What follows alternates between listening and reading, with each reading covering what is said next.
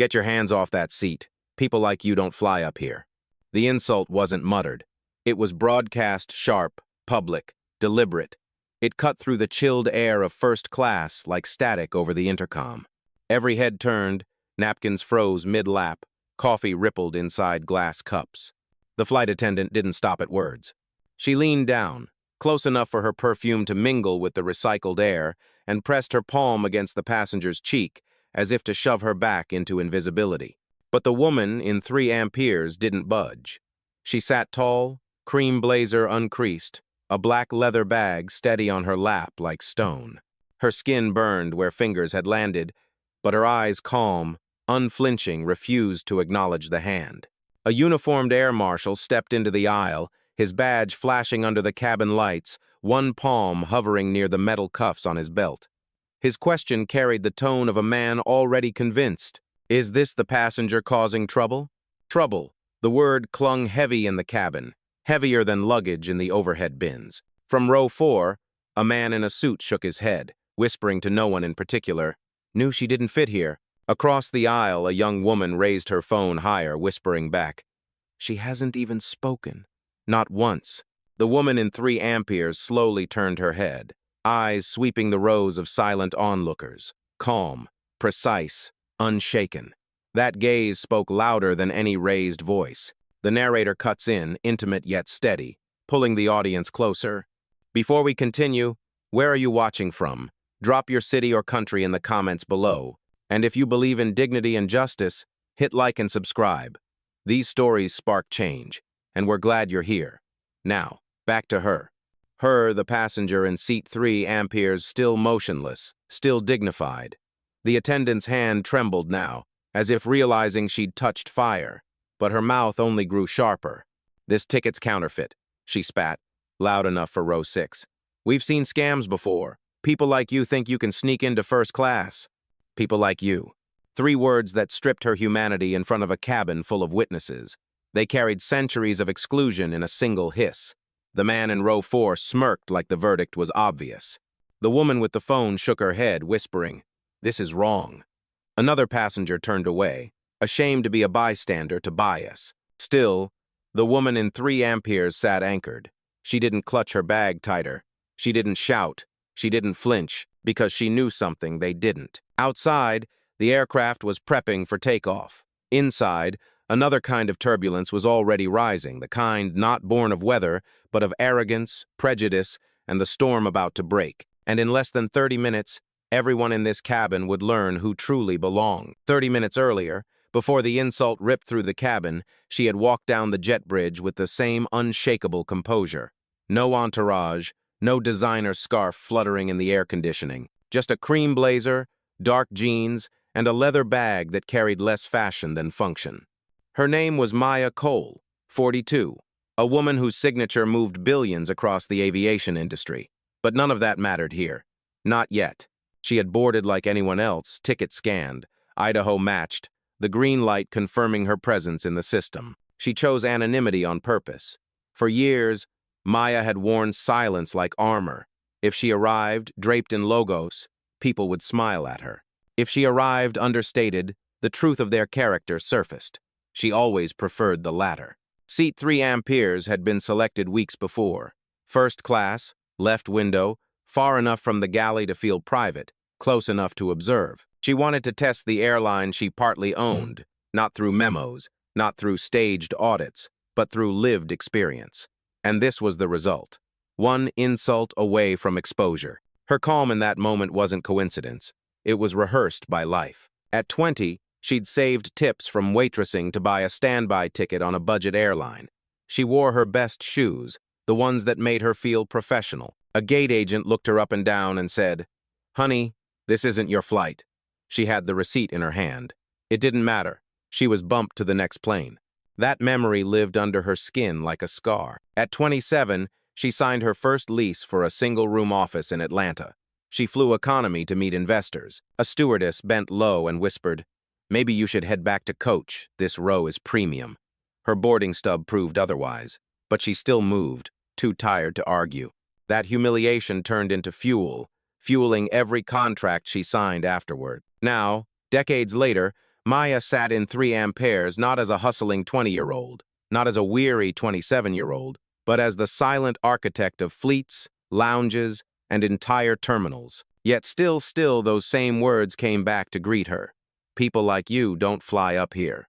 In the rows ahead, champagne glasses glinted. Businessmen loosened their ties, tapping on tablets. No one questioned their place. No one touched their faces. The contrast was the point. This cabin wasn't built to test them. It was built to test her. She let her hand rest on the leather bag, thumb tracing the seam. Inside wasn't just a phone. It was a direct line to people who actually decided what happened on this plane. People who would answer her call before the aircraft even reached the runway. But she didn't dial yet. She wanted to give them every chance to correct themselves, to choose decency without needing authority. That was always her test. Not how people behaved when they knew her, but how they behaved when they thought she was no one. And once again, they were failing. The insult should have ended there. A crack in professionalism quickly sealed with an apology. But instead, it festered. The flight attendant straightened, cheeks flushed with the thrill of authority. She yanked Maya's boarding pass from the seat pocket, snapping it open as if it were contraband. "Fake," she declared, voice pitched high enough for row 7 to lift their heads. "Scammers slip these through every month." The words rolled like turbulence down the aisle. A businessman 2 seats over chuckled under his breath, the sound ugly in its confidence. A mother in row 5 pulled her child closer, whispering something meant to sound protective but heavy with suspicion. Maya sat still, her breathing steady, her gaze unshaken. But the scene around her moved fast. The flight attendant lifted the intercom phone, pressing buttons with theatrical force. "Security, confirm presence in first class. Possible impersonator, passenger refusing compliance." It wasn't just a report, it was an indictment, broadcast over the cabin like a warning siren. Within minutes, the air marshal reappeared, stride clipped, posture heavy with intent.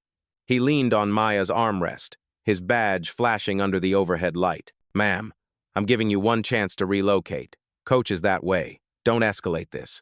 Escalate. The irony didn't miss her. Passengers began whispering openly now. "What did she do?" one voice muttered. "She doesn't look like she can afford that seat," another said with casual cruelty. Phones hovered higher, little red lights recording, catching every word, every gesture. The purser, senior attendant in charge, soon joined. Tall, pressed uniform, clipboard in hand like a judge ready to deliver sentence. His tone lacked patience. "This cabin is reserved for verified premium guests. If you cannot produce secondary ID, we will have to remove you." Maya blinked once, slowly. "You scanned my ticket," she said evenly. "It turned green. That was your verification." The purser dismissed the words with a wave, the kind people reserve for children or nuisances. "Anyone can fake a scan." The laughter from row 4 returned, sharper this time. In the corner, a college student with earbuds dangling from his shirt began recording, his whisper slipping into the mic. "This is crazy. She's literally calm, and they're treating her like a criminal." Maya's calm became its own spotlight. The louder they pressed, the quieter she sat, and the imbalance grew unbearable for them. The flight attendant hovered closer again, eyes narrowing, voice dripping disdain. "If you don't move, you'll be escorted off in cuffs." The marshal folded his arms, nodding as if ready. The purser ticked his pen against the clipboard, already preparing the incident report. The aisle felt smaller now, the air denser, like the cabin itself was shrinking around her. Every insult, every accusation pressed against her like recycled oxygen no one wanted to breathe. Still, Maya didn't stand, didn't flinch. Her silence spoke louder than all their commands combined. And the storm wasn't finished. The aisle had turned into a courtroom, and every uniform carried itself like judge, jury, and executioner. Yet Maya Cole remained seated, posture unbroken, breath measured as though she were balancing turbulence inside her lungs. The air marshal's shadow loomed over her, hand still hovering near the cuffs. Passengers leaned, stretched, shifted in their seats, trying to catch every flicker of her reaction. But there was none. She lowered her eyes, not in defeat, but in calculation. Her thumb traced the seam of her leather bag once, twice. It was the only movement she allowed herself. Her silence was deliberate, the kind that draws attention rather than deflects it. "Ma'am, respond." The purser pressed, clipboard ready to mark her down as non-compliant. Maya lifted her gaze slowly, locking eyes with him. Calm, direct.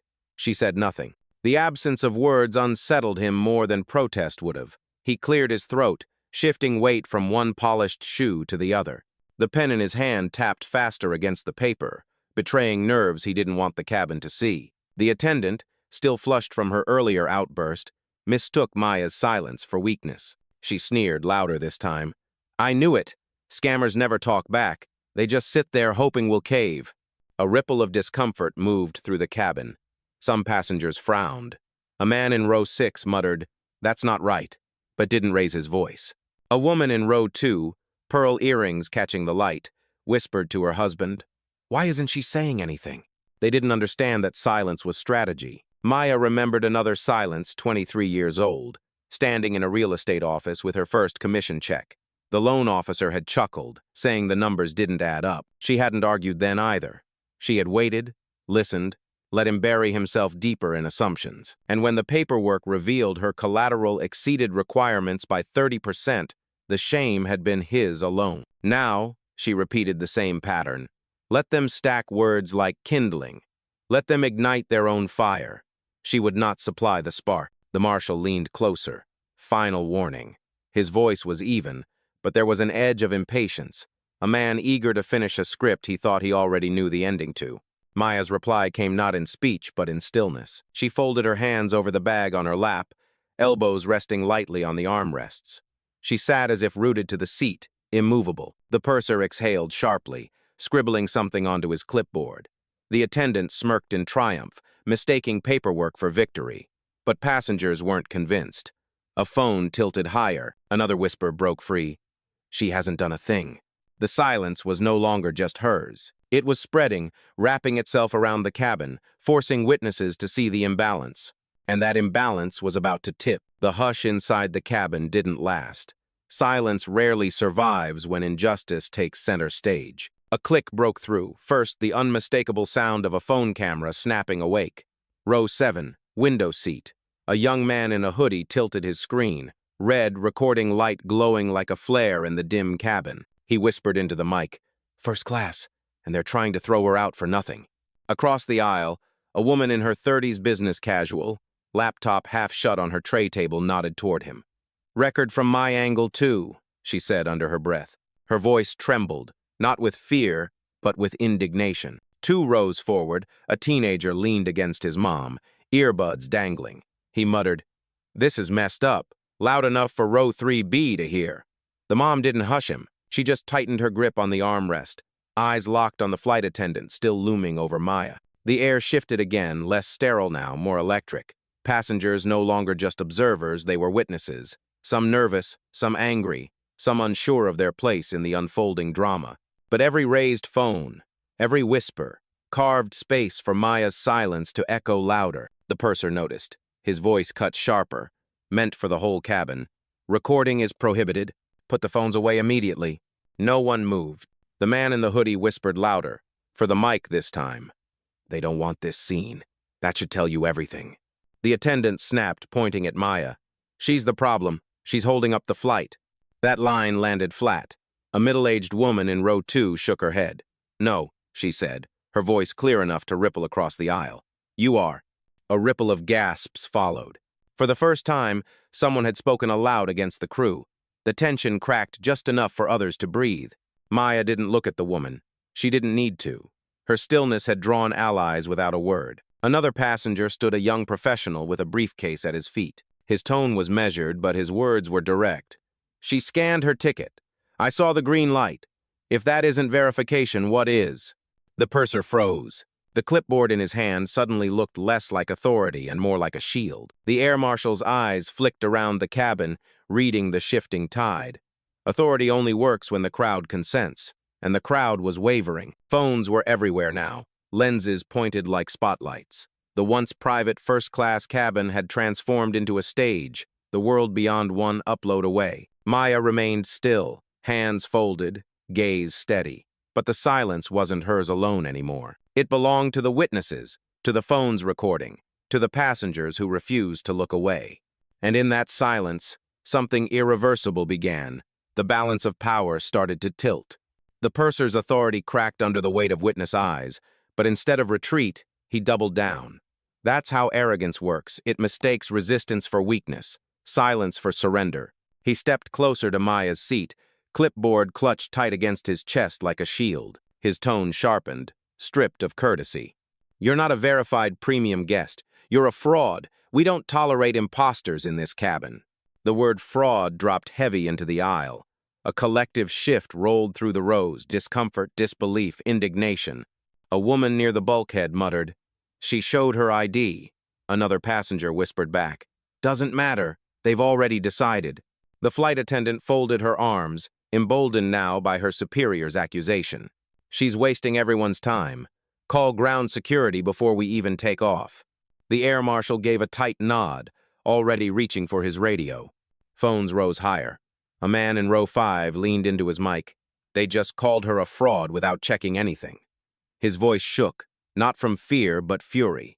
Maya stayed motionless, her hands still folded over her leather bag, her gaze fixed on the purser. Calm, steady, as if every insult were simply data she was logging for later. But the purser wasn't done. He lifted his chin, projecting for the entire cabin. "Ladies and gentlemen, for your safety, we are addressing a passenger attempting to access first class under false pretenses. Please remain seated." It was theater scripted, loud, calculated to shame her publicly. His words turned passengers into jurors, their silence into complicity. From the corner, the teenager who had whispered earlier finally raised his voice. "She didn't do anything." His mother tugged his sleeve, but her own eyes betrayed agreement. The purser snapped back, "Stay out of it. This is protocol." Protocol. The word echoed, cold, mechanical. It wasn't policy. It was a shield, wielded to disguise prejudice as procedure. The flight attendant seized the moment. She leaned down again, voice dripping with disdain. "You think a smile and a fake ticket make you one of us? Newsflash, you don't belong here." Gasps rippled again. The accusation wasn't about rules anymore. It was about existence. The marshal's radio crackled. "Copy. Ground team notified. Passenger removal on standby." Maya's stillness deepened. She blinked once, slow, deliberate. Her silence wasn't weakness. It was a countdown, and though no one in the cabin knew it yet, that countdown was nearly at 0. The crack came sudden, brutal. With a snap of paper tearing, the purser ripped Maya's boarding pass clean down the middle. The sound was louder than it should have been, sharp, final, like a verdict. He held the halves aloft, waving them like evidence. "This ticket is void," he barked. "She has no right to be here." The cabin erupted in gasps. A woman in row 2 clutched her pearls. The man in row 5 whispered furiously into his phone. "He just tore her pass without even checking the system." The flight attendant stepped forward, seizing the moment. She reached for Maya's arm, fingers digging against fabric. "Out of the seat," she demanded, tugging as if sheer force could erase Maya's presence. "This is trespassing. You're done here." Maya didn't rise, didn't flinch. She remained anchored, eyes steady, posture unbroken, but the act itself was violent in its intent. The sight of uniformed crew dragging at a silent passenger stirred the cabin into chaos. Voices broke through the hush. "Stop!" someone shouted from row 4. "She hasn't resisted," another added. "This is assault," a man near the bulkhead said, his voice trembling with outrage. The marshal keyed his radio, his tone clipped. "Confirm passenger restraint authorized. Preparing removal." Passengers froze at the word restraint. It wasn't policy anymore, it was punishment.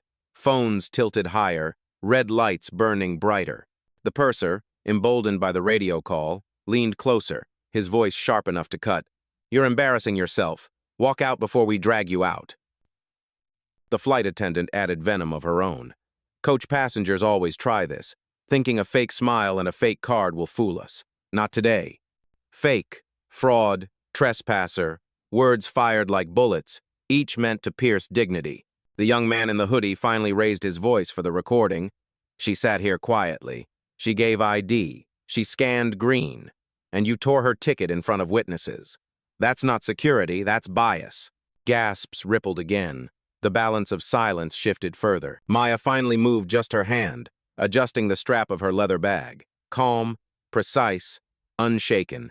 She did not meet their force with force. She let them reveal themselves fully, word by word, gesture by gesture. But the cabin could feel it. This was the peak, the breaking point. The insult wasn't hidden anymore. It was physical, undeniable. A torn ticket, a hand dragging, a radio calling for cuffs. The storm had arrived, and Maya Cole, still seated in 3 amperes, was its eye. The torn ticket fluttered to the floor like ashes. The flight attendant's grip still pressed against Maya's sleeve, but that small act, the destruction of proof, shifted the air in the cabin. Everyone knew something irreversible had just happened. Maya's hand moved at last, not to push, not to strike, but to open the leather bag resting on her lap. She slid out a slim phone, screen already glowing before her fingers touched it. No panic, no rush, just the calm precision of someone who had rehearsed this moment more than once. She lifted it to her ear. Her voice, when it came, was steady enough to slice through the chaos. Rachel, Initiate Protocol Flight 7. Passengers nearby blinked, glancing at each other, unfamiliar with the phrase but sensing its weight. The words carried authority, not desperation. On the other end, the reply was instant, crisp, professional. Understood, Miss Cole. Board liaison notified. Incident logging in progress. The air marshal froze, radio still in hand. The purser stiffened. The flight attendant's grip loosened without meaning to. Maya didn't look at them. She kept her gaze forward, speaking into the phone like no one else existed. Confirm escalation to compliance. I want a live record of every word, every action from this moment forward. Rachel's voice came clear enough that Row 4 heard it, already transmitting. Corporate security and the board are monitoring in real time. Gasps spread across the cabin. A man whispered, "Board? Did she just say board?" The purser stammered, You can't call corporate directly." Maya's eyes finally flicked toward him, calm but sharp. "I already did." The words dropped like steel. Phones rose higher. Passengers leaned in, recording every syllable. The young woman with the laptop whispered into her mic, "She's not just some passenger. Listen to the way she talks. This is bigger than we thought." The marshal shifted uneasily, his radio now limp at his side. Protocol had been invoked, but not his, hers. Maya continued, voice precise. "Rachel, flag the torn boarding pass and physical contact as evidence. Attach witness footage if available. Confirm lockout sequence on involved staff credentials, pending my final authorization." Rachel didn't miss a beat. Logged and confirmed. Preliminary alerts dispatched. Standing by. The cabin was no longer just a plane preparing for takeoff. It was a courtroom, and Maya had just placed the gavel in her own hand. She lowered the phone, resting it gently against her lap. Then, for the first time since boarding, she spoke directly to her accusers. "You think you've written the final line of this story?" She paused, letting silence stretch. "But you've only written your own ending." The purser's jaw tightened. The flight attendant's face drained of color. The marshal swallowed, suddenly less certain of his authority. And the passengers' once silent jurors leaned closer, waiting for the storm to turn. The silence after her last words was different. Not tense, not waiting, it was loaded, like the moment before thunder breaks. Maya rose. Slowly, deliberately. The purser instinctively stepped back, clipboard pressed tight to his chest as though it could shield him. The flight attendant's arms dropped stiffly to her sides. Even the air marshal, badge still glinting, shifted his weight like he suddenly wasn't sure which side of the law he was standing on. Maya's voice carried steady through the cabin. "You tore my pass. You tried to drag me from my seat. You called me a fraud in front of witnesses." She let the words hang, each one documented by every glowing phone. Then she leaned forward, eyes fixed on the purser. "Do you even know who you just put your hands on?" The question froze him. His mouth opened, but nothing came out. Maya didn't make him guess. She straightened, her tone sharper now, every syllable landing like a verdict. "I am Maya Cole, majority shareholder, executive chair of this airline. Every uniform you wear, every paycheck you cash, flows through a system I own." The cabin erupted in gasps. A man in row 2 dropped his coffee. The young woman with the laptop clapped a hand over her mouth, whispering into her mic, "Oh my God, she owns it. She owns it."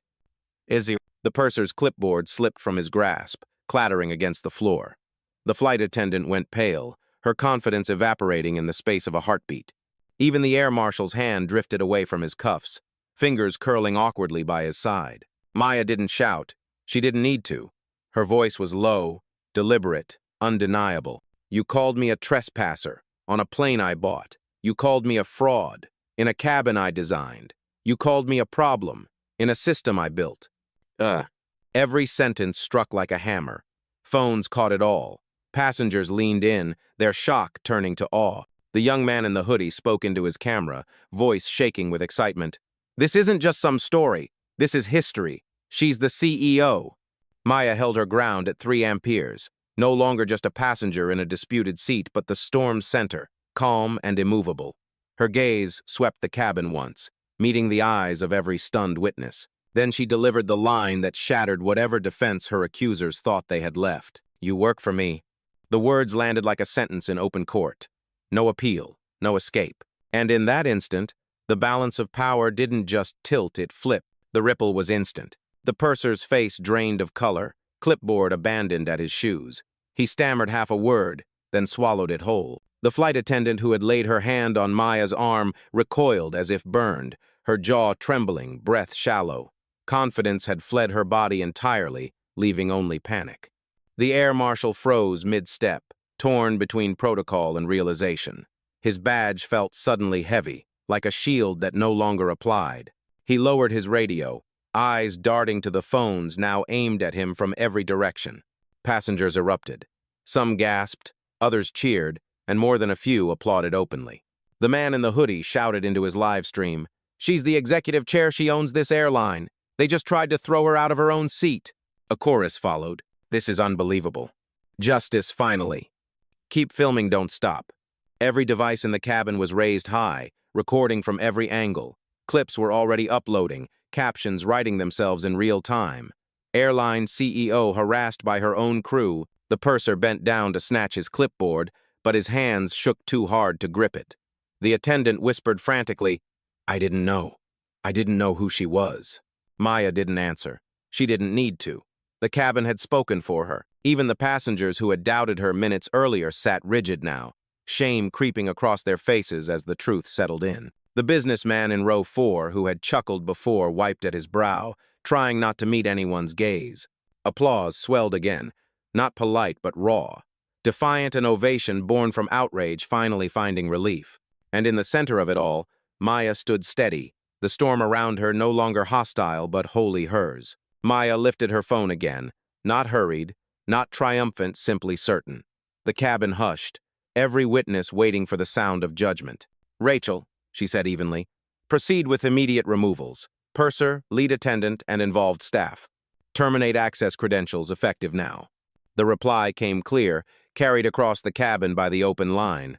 Confirmed, Miss Cole. Executing lockout sequence.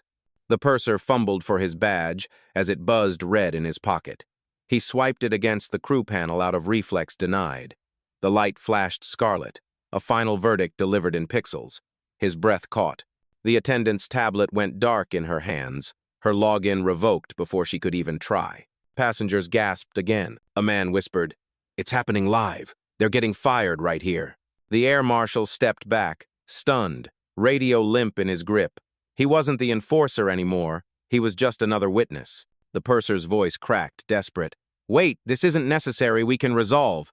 Maya's gaze cut through him, calm, unshakable. You resolved it the moment you tore my pass. The attendant tried next, her words tumbling. I didn't mean please, I was following orders. But her device blinked off again, final, undeniable. Phones captured every second. Red badges, powerless hands, a CEO reclaiming her place without raising her voice. The young woman with the laptop whispered into her mic. They're gone. Just like that. She ended their careers mid-flight. Maya lowered her phone, her silence louder than their pleas. Justice had already been delivered. The cabin had never been this quiet. No engine hum, no shuffling trays, no idle chatter could cut through the stillness that followed. The only sound was the soft thrum of phones recording, every lens trained on the woman in 3 amperes. Maya Cole stood tall, not triumphant but grounded, as if the plane itself anchored beneath her feet. The purser slumped against the galley wall, badge useless, clipboard abandoned. The attendant sat rigid in the jump seat, hands trembling, eyes glassy with shock.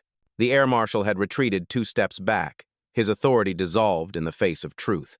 Passengers leaned forward in awe. Some applauded again.